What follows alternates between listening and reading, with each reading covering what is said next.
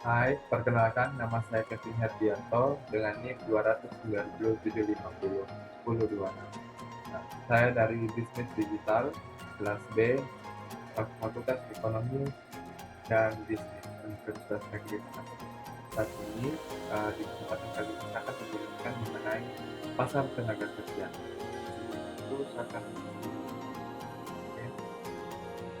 saya akan menjelaskan mengenai pasar tenaga kerja berkaitan dengan tugas final saya mata kuliah ekonomi makro.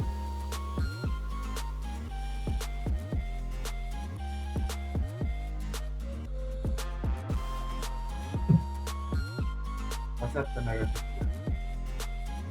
Kita beralih ke pengertian terlebih dahulu, di mana pengertiannya itu dari pasar tenaga kerja adalah satu pasar yang mempertemukan penjual pembeli tenaga kerja, di mana konteks penjual dan pembeli itu dimaksudkan bahwa penjual ini adalah kita sebagai tenaga kerja, sebagai pencari kerja, dan pembeli adalah lembaga atau orang-orang yang sedang mencari tenaga kerja.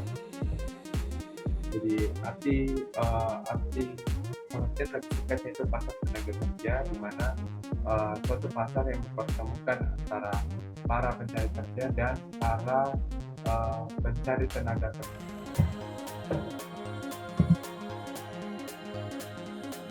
Nah, dalam pengertian kita kan mengetahui bahwa pasar tenaga kerja juga memiliki fungsi, di mana fungsinya itu yang pertama bermanfaat untuk membantu para pencari kerja dalam mendapatkan pekerjaan sehingga bisa mengurangi pengangguran. Di mana kita mengetahui juga bahwa pasar tenaga kerja ini sangat berfungsi dalam dalam mencari para uh, dalam membantu para pencari tenaga kerja, yaitu dimaksudkan sebelumnya para penjual, membantu para penjual untuk menjualkan apa yang dimiliki sehingga pembeli boleh datang dan membeli apa yang dijual oleh penjual. Dan yang kedua itu berfungsi sebagai cara untuk membantu orang-orang atau lembaga untuk memperoleh tenaga kerja. Ini sangat membantu tentunya bagi para pengusaha tentunya, khususnya bagi pengusaha baru yang sedang membuka bisnis baru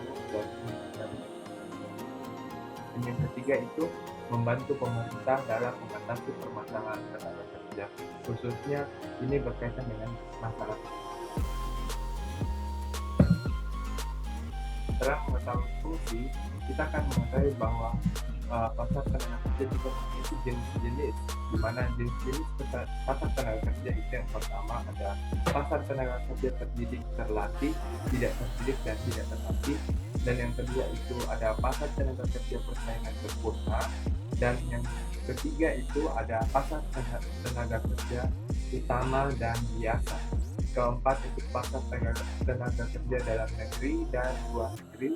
Yang kelima itu ada pasar tenaga kerja monopoli bilateral, dan yang keenam pasar tenaga kerja internal dan eksternal atau eksternal, dan yang terakhir itu ada pasar tenaga kerja monopoli. Pasar tenaga kerja, kita mengetahui bahwa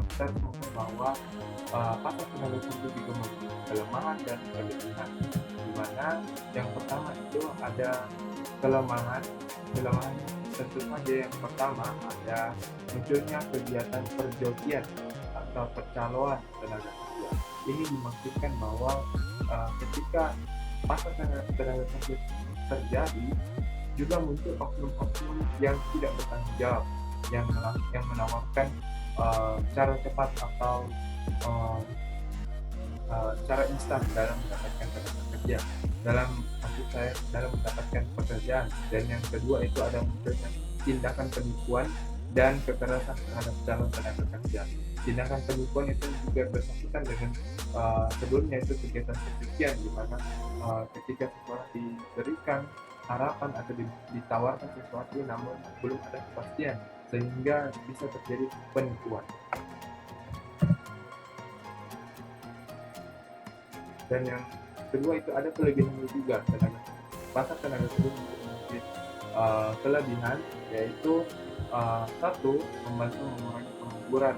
Ini tentunya juga membantu para pemerintah untuk mengurangi tingkat pengangguran baik yang ada di sekitar kita maupun secara nasional. Dan yang kedua itu menambah devisa negara, di mana pasar tenaga kerja juga membantu pemasukan negara,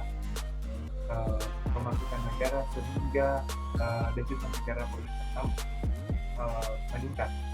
Dan yang ketiga itu ada mudah mendapatkan informasi mengenai lowongan pekerjaan baik dalam negeri maupun di luar negeri. Dan ada satu hal yang ingin saya tambahkan berkaitan dengan kelebihan itu, di mana pasar tenaga kerja ini tentunya juga dapat menyejahterakan atau memberikan kehidupan yang layak bagi para masyarakat yang ada di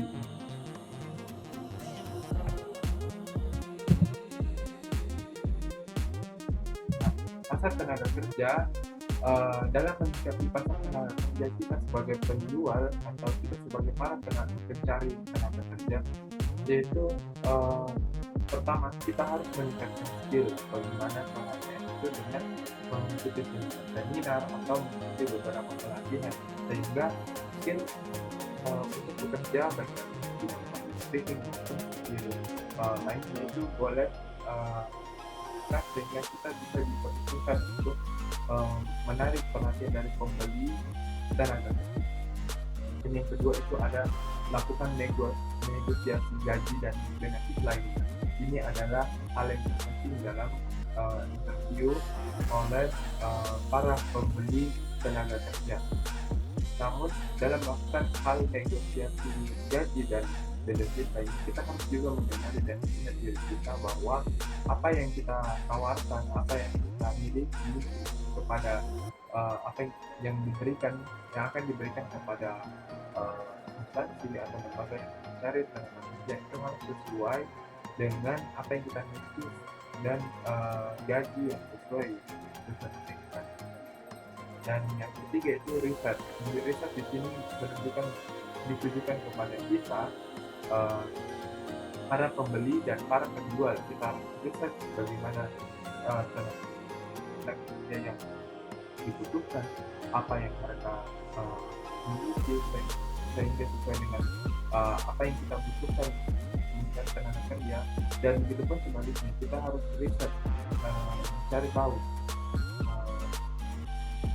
apa instansi yang kita ingin daftari, apa instansi yang kita cari sesuai dengan apa yang kita passion atau dalam bahasa Indonesia apa yang kita sukai.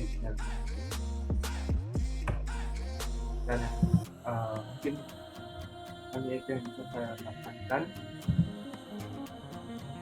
Pasar tenaga sampaikan lebih dan terima kasih banyak Pak perhatiannya.